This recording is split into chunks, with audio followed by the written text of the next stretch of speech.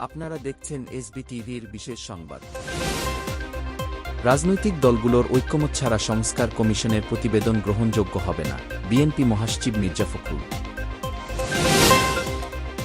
আমি স্বরাষ্ট্র উপদেষ্টা হওয়ার পরে হঠাৎ করেই আমার আত্মীয়-স্বজন, বন্ধুবান্ধব ও তাদের রিকোয়েস্টের সংখ্যা বেড়ে গেছে।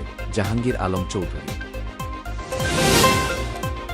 বিডিআর বিদ্রোহের ঘটনায় করা বিস্ফোরক মামলায় জামিন পেয়েছেন 2 শতাধিক আসামি।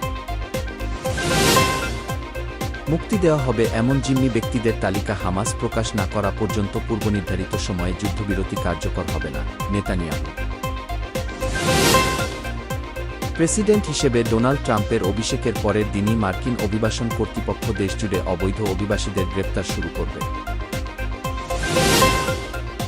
নাইজেরিয়ায় দুর্ঘটনাকবলিত একটি ট্যাঙ্কার থেকে পেট্রোল সংগ্রহের সময় বিস্ফোরণে 70 জন নিহত হয়েছেন।